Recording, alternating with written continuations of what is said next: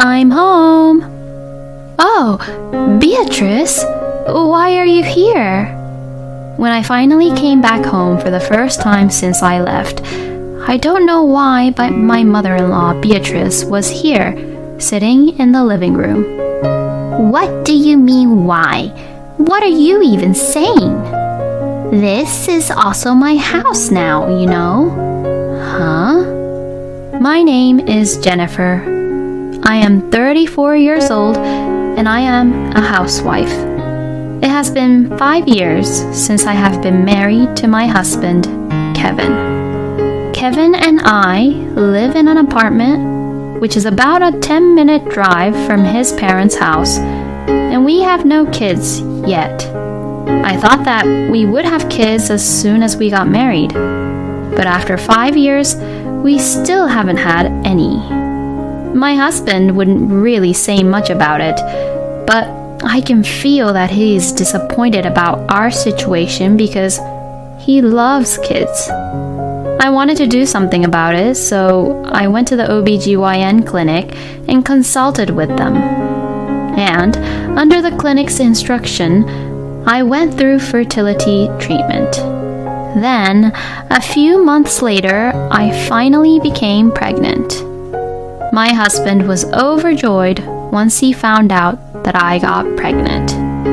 I was also very happy that we were finally able to have a baby. Of course, the birth of our own baby was the main reason for my joy, but there was actually something else.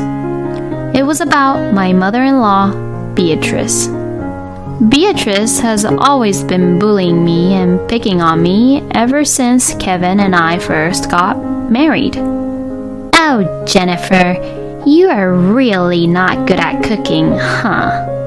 It's so tasteless that I don't even know what I'm eating, since I can't taste anything from what you cook. I feel sorry for Kevin, who has to eat what you cook, Jennifer. Well, but if it's too salty or if it tastes too strong, it won't be healthy. What? Are you trying to say that what I've been cooking for Kevin is all bad? No, that's not what I meant. Kevin would always say that everything I cooked for him was delicious, and he would eat it all. Oh, I can see that Kevin can be so unhappy to have a wife like you. This kind of bullying from Beatrice was an everyday occurrence, and what's worse was that she especially bullied me about not being able to get pregnant with kids. When will I be able to see my grandkids, Jennifer? If you can't get pregnant, you're pretty much useless as a woman, don't you think? I had Kevin in my first year of marriage with my husband, and you do know that Kevin loves children, don't you? I really wonder why Kevin married someone like you. I had been mentally tortured by Beatrice's relentless bullying towards me, and I thought that if I could at least have a baby, she would be a little less likely to torment me as a wife. So, when I found out that I was pregnant, I was happy in the sense that this would reduce my stress a little. But, although Beatrice was happy to hear the news about my pregnancy, her bullying me didn't stop. Jennifer, I heard that you have been slacking off on your house chores lately. And I also heard that there are days when you make Kevin do the house chores. I'm sorry, I haven't been feeling well during my pregnancy. So that's why Kevin is helping me. It is wrong for Beatrice to say that I am making Kevin do the house chores, because my husband was taking the initiative to help me with the house chores because he was concerned about my health. But my husband is a bit of a mama's boy, and for some reason he does not take my side in front of Beatrice. Oh, poor you, Kevin, having to work and do house chores too. Thanks, Mom. You're the only one who understands how hard it is for me, Mom. Oh, poor Kevin. For the most part, when I was pregnant, I didn't get sick and skip the house chores like you did. I didn't even have the energy to listen to Beatrice endlessly bullying me. Then I decided that it was indeed too much being with Beatrice and my husband. So I decided to go back to my parents' house right before I was about to give birth, and give birth to our baby in my hometown. I first spent about 3 months at my parents' house, and I was surprised at how much stress I could get rid of just by being free from Beatrice and Kevin. My mother's cooking, which I hadn't had in a while, was really delicious, and I was able to spend some quiet time there, which was very comfortable. And then our baby, James, was born. He is a very cute boy. Then, after giving birth, I went home to show our beautiful son to my husband as soon as possible. I'm home. Oh, Beatrice? Why are you here? When I finally came back home for the first time since I left, I don't know why, but my mother-in-law Beatrice was there, sitting in the living room. What do you mean, why? What are you even saying? This is also my house now, you know. Huh? I had no idea what Beatrice meant. What do you mean? So, I've been saying that I live here now. Excuse me? I really had no clue what Beatrice meant. Why are you living here now, Beatrice? It's because you abandoned Kevin, you know. What? You know, people don't usually go back to their hometown just to give birth, unless they're really sick. But I was very sick, and it's all because of you, Beatrice. If you leave Kevin on his own, he'll be all alone, you know. So that's why I came in here and moved in to be with Kevin, so he won't be alone. Now that Beatrice mentioned that she moved in, I then looked around the living room and saw Beatrice's personal belongings placed in various places. Then the front door opened. Apparently, my husband had gone shopping. I'm home. Oh, Jennifer, welcome home. Hey, I didn't hear that Beatrice now lives in this house. Huh? Oh, yeah. I guess I forgot to tell you. While you were back home, Mom came over often and we had a room available, so I asked her to live with me for a while. I thought it would be easier for Mom, and she wouldn't have to always drive here, so I thought it would be a good idea for her to live with me here. Well, that was until I finished giving birth to our baby, right? Now that I'm back with our baby, your mom is going to go back to her own place, right? No, I think she would stay a little longer, right? It's hard for you to be on your own after giving birth, isn't it? No, I'll be okay actually. Oh, Jennifer, you're really a terrible person. Are you trying to kick me out? What? Oh, is that what you were trying to do? Hey, she's my mom, so you should take better care of her. No. That's not what this is about, is it? Then my husband got frustrated and started to get angry. That's enough. If you hate my idea, then get out of this house. Excuse me? Yeah, that's right. As long as I have my grandchild, there's no use for you to being Kevin's wife. So, you better just go back home to your parents. As you can imagine, what Beatrice had said made me very angry.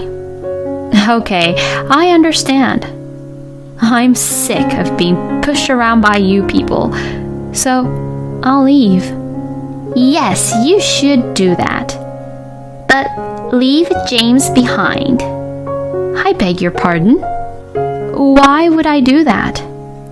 Well, it's obvious, isn't it? James is my precious grandchild. My son is my precious child, as I sacrificed myself when I gave birth to him. But he's also my son too. So just leave him to us. No way. You really are a selfish, spoiled wife. As Beatrice and Kevin tried to forcibly take my son away from me, I rushed out of the room and went outside the apartment with James. Hey, wait! My husband chased after me, yelling, so I screamed and said, "Ah! Please help me!" This all happened during the daytime on the weekend, so there were a lot of people around, and people gathered around us to see what was going on. And the people around me began to stand in front of my husband as if they were protecting me. My husband then began to explain, No, I'm her husband. But no matter how much Kevin tried to explain, he was at a complete disadvantage. My husband had no choice but to leave and return home. I thanked the people who had protected me and immediately got a cab to my parents' house. My parents had just driven me back to my apartment, so they were surprised to see me back at their house. But when I explained them about what had happened, they both got so angry. They even told me to get a divorce with Kevin right away. I immediately went to the city office to pick up the divorce papers and sent them to the apartment where Kevin and Beatrice lived.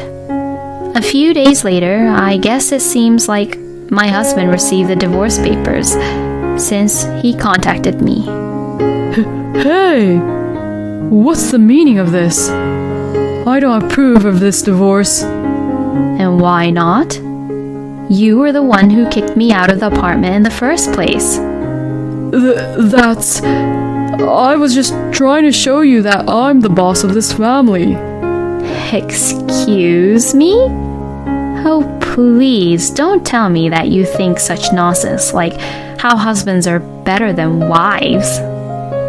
No, that's what Mom told me to say. You obey Beatrice in just about everything, don't you? Mama's boys like you are so annoying. Apparently, my husband got offended by that comment. Excuse me? How dare you say that? I'm just trying to take care of Mom. So don't you dare call me a mama's boy. Then, just sign the divorce papers.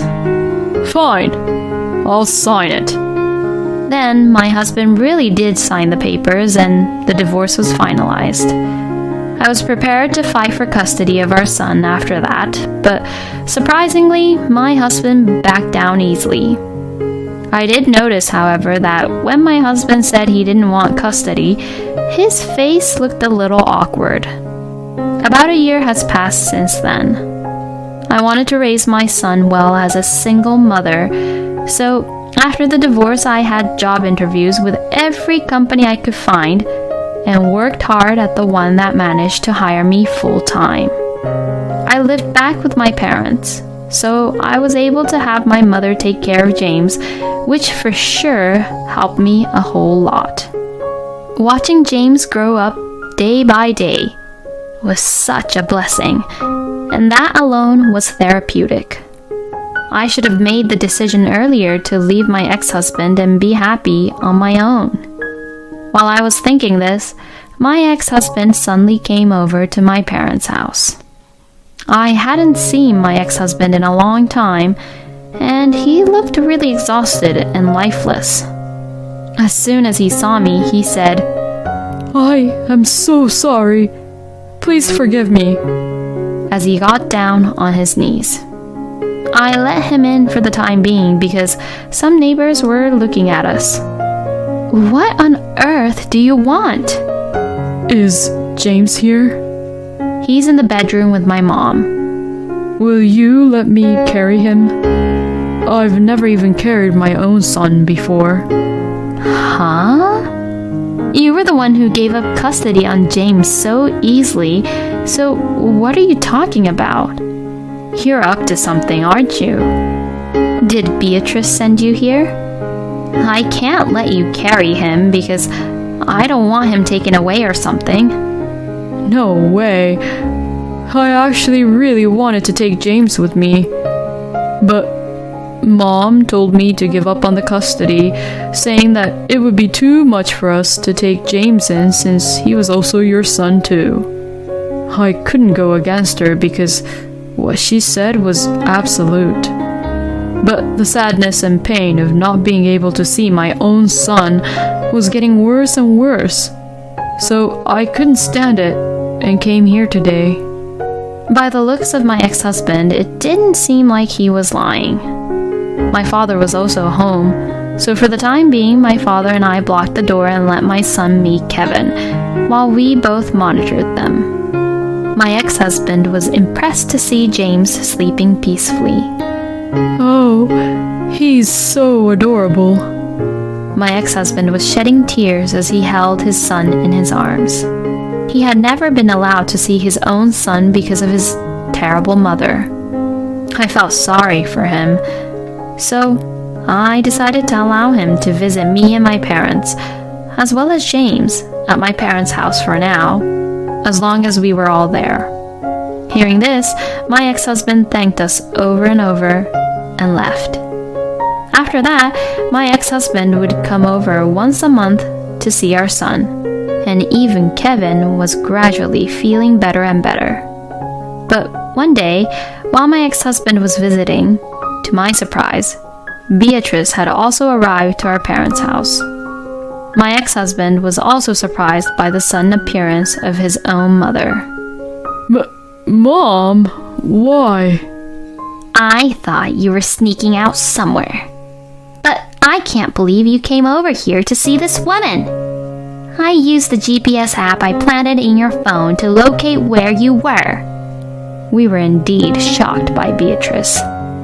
How could she go that far to even do that? We're going home now, immediately.